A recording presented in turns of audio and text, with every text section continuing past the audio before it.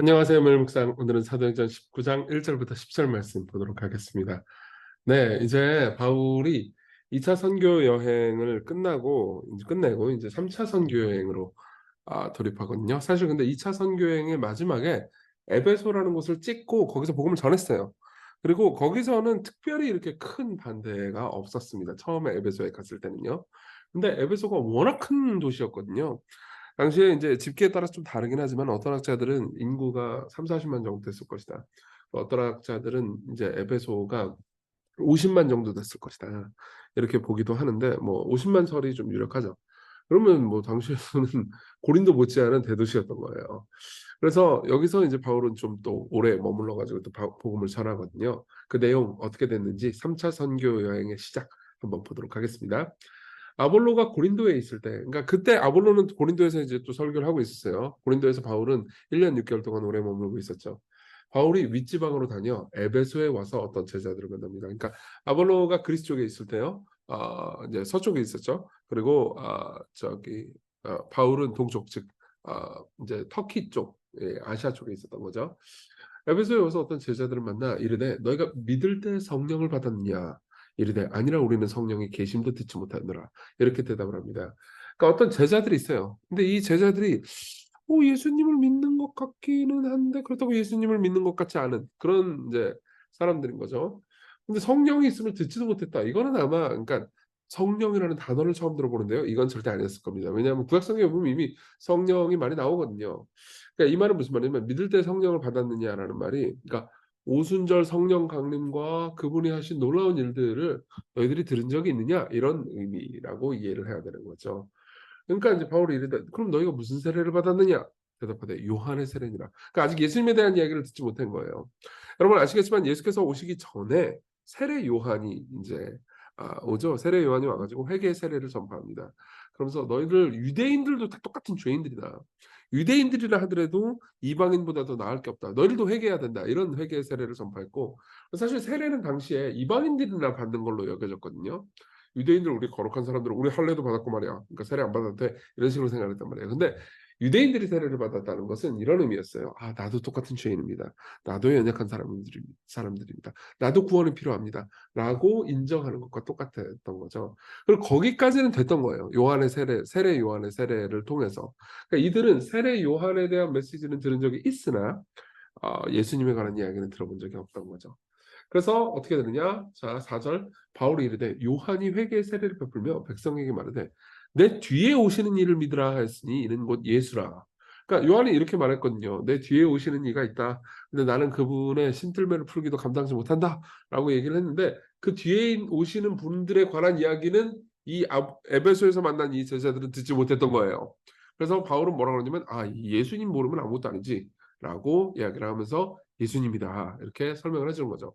그래서 그들이 듣고 이미 세례를 받긴 했지만은 이제 그 세례는 예수 그리스도와 연합하고 그분과 더불어서 교제하는 그런 세례는 아니었던 거잖아요. 그래서 그들이 듣고 주 예수의 이름으로 세례를 받습니다. 예수 그리스도와 연합하고 그리고 그분이 하신 일들을 듣고 구원을 갈망하게 된 거죠. 예. 그러면서 바울이 그들에게 안수를 하니까 성령님이 임하십니다. 오순절이 재현된 거죠. 그러면서 방언도 하고 예언도 하니 모두 12사람쯤 되니라. 12사람이 이렇게 이제 회심의 사건이 일어나요. 그리고 아마 이 이야기는 이제 막 삽시간에 퍼졌을 겁니다.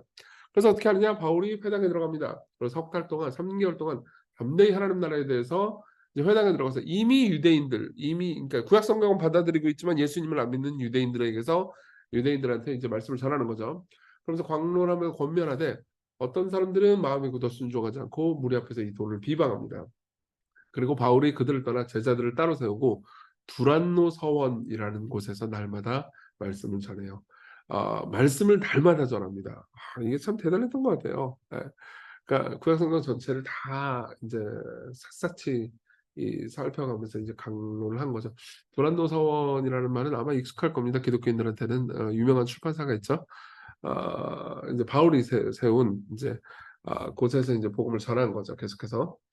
그리고 2해 동안 이렇게 하니까 2년 동안 있었어요. 그러니까 아까 저번에 고린도 때도 제가 말씀을 드렸는데요. 고린도는 대도시였잖아요. 그래서 1년 6개월 동안 아주 오래 있었습니다. 근데 에베소도 대도시였기 때문에 2년 동안 이제 오래 있으면서 말씀을 전했던 거죠.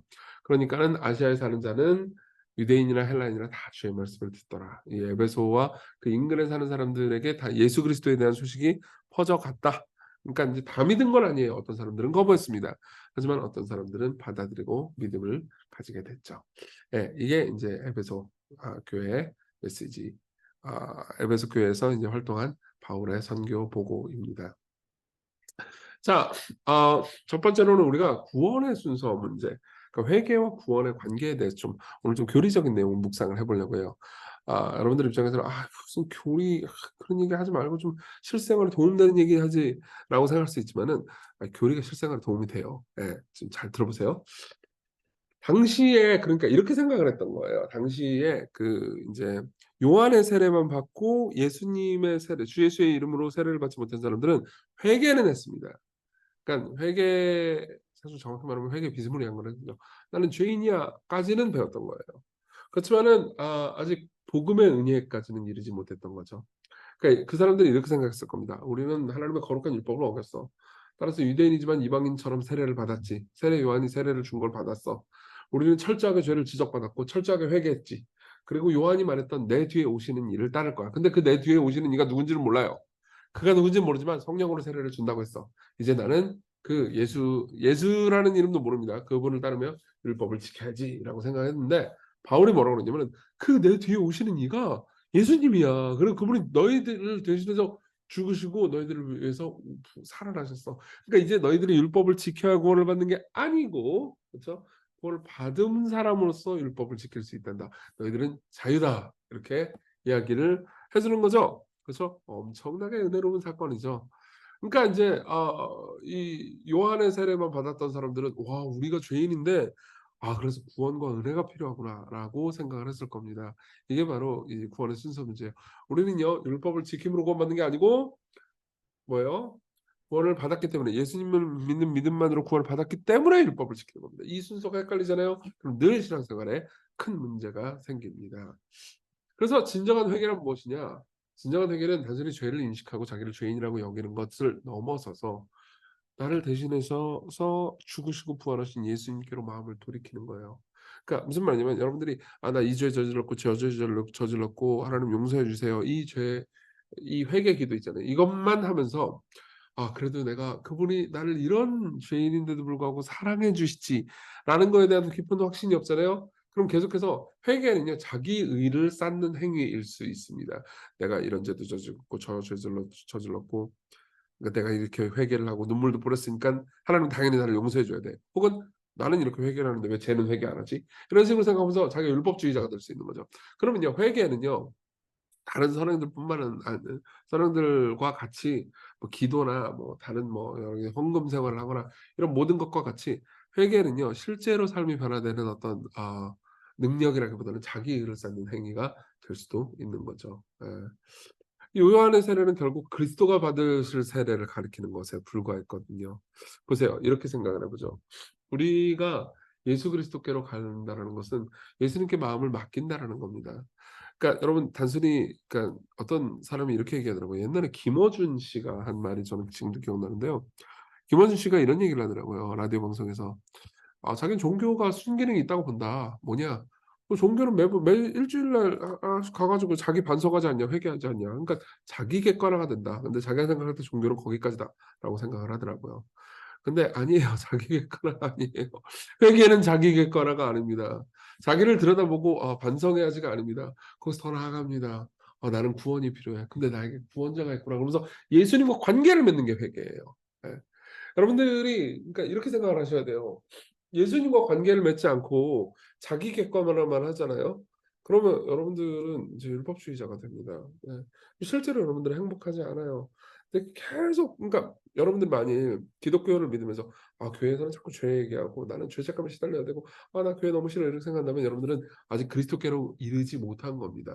또는 여러분들이 아니 내 삶에서 좀 필요한 거 내 삶에서 좀 적용될 만한 거 요런 것들만 좀 가르쳐 주자. 교리 뭐 이신칭, 이속죄 이런 거는 귀찮아. 예수님과의 관계 그런 거 말고 내 삶이 요즘 좀 힘든데 위로를 주세요. 내가 두려운데 용기를 주세요. 혹은 뭐 내가 착하게 안 사는데 착하게 살 수 있게 좀 나 좀 때려 주세요. 그거는 다른 종교에서도 해 주는 거예요. 예. 물론 성경도 그걸 해 줍니다. 그렇지만 그게 성경이 주고 싶은 제일 좋은 게 아니에요. 예수님과의 관계죠. 예. 여러분들이 예수님과의 관계를 통해서 그분과 사귀어 살게 되면 나머지 문제들이 서서히 해결돼 가는 겁니다.